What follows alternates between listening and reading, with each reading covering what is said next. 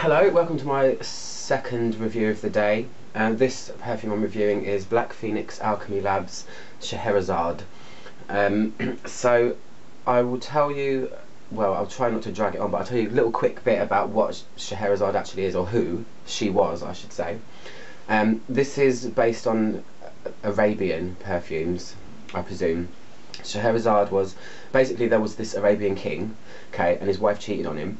And to take vengeance, what he did was he married a virgin every night, and then the next day sent her off to be beheaded, and then married another virgin, and then got her sent off to be beheaded. So he was literally just killing women, marrying them and then killing them. What a lovely man.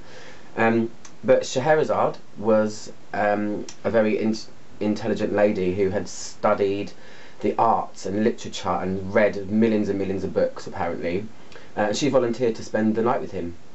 And she started telling him a story. She was supposedly a master storyteller, and the story dragged on so much, not dragged on, but went on so much that she didn't get to finish it. And she said, "The sun's rising, I can't finish it." And he said, "Please finish it." So he didn't end up killing her. He wanted to hear the end of the story, and the story was, you know, 1001 Nights, the very famous Arabian story. So she, over time, told him 1001 stories, and he never ended up killing her. He ended up marrying her, and she became his queen. What a lovely story, from tragedy to beauty. I think it's really nice. So I'll tell you what the lab's description of this is. It says, "A master storyteller who possessed unfailing courage and compassion, a sharp, quick wit, and a true understanding of human nature." And what's in it is saffron and Middle Eastern spices swirled through sensual red musk.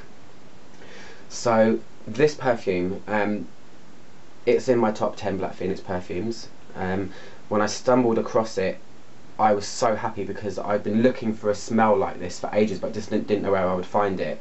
You can't really find it in commercial perfumery, I don't think. So it immediately went into my top 10 list, and I got a bottle straight away. So what does it smell like? It's, as well as you can tell, Arabian perfumes, if you've ever smelt them, are usually very sensual, very strong, very exotic, and this definitely is. Red musk.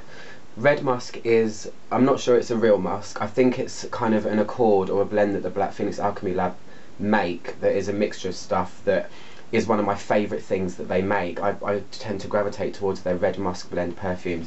It's musky, but it's extremely sensual and sexy. It's not light in any way, it's heavy and kind of alluring smell, and that's the main smell of what this is.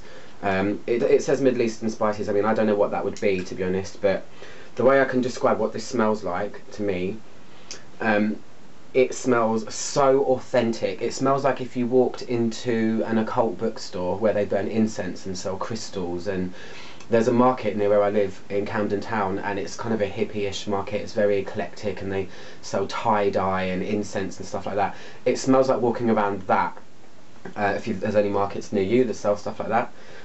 It's kind of like if you burnt an incense stick but took out all of the smoky elements of it, and you were left with that pure incensey smell.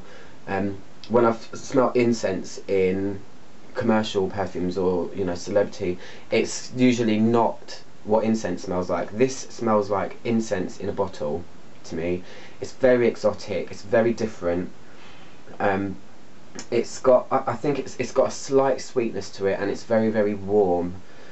It's just, it hits the nail right on the head for an incense perfume. It's like they've managed to bottle it. It's like they crumbled up loads of incense sticks and put it into oil and made it. It kind of, it's one of those kind of, it evokes feelings of being in another country to me. I've been to India twice, and when I smell this, it kind of takes me there. Walking around, and you just getting these wafts of like the markets, and definitely just incense everywhere. It's so nice. It's extremely sexy. I'm not really sure where you would wear this. I mean, I wear this just as and when my fancy takes me, but it's just so, I've never smelled a perfume like this before. There's incense perfumes, and then there's incense, and that is this. Together with the musk, red musk, or whatever they, you know, make, whatever that accord is, it doesn't smell like normal musk. It's not musky, if that makes sense. It's more sharp, but it's just extremely sexy. This smells like, you know, if you imagined a lady dressed up in Indian clothes with gold jewellery and a sari, and it just smells like what she'd smell like. It's really, really difficult to describe, but it's definitely a very, very interesting perfume, and I'm so glad I've got it. I think it's from their Bewitching Brew section. It's a general catalogue one, so you can still buy it as well. This is my second bottle, and it kind of ages really well. It's a little bit more fresh when you first get it, but as it ages, it gets deeper and deeper and thicker, and it's a really dark coloured oil. If you can see, when I put it on my skin, let me see if I can show you. Oh, I don't think you'll be able to see it, but it's like a kind of dark brown colour, almost, well, ambery kind of colour liquid. So yeah, it's warm, it's spicy. I feel like I'm in another country when I smell it. It's great, and the label's very simple. It just says Scherezade on it. I think they've kind of captured the theme there with what they were going for.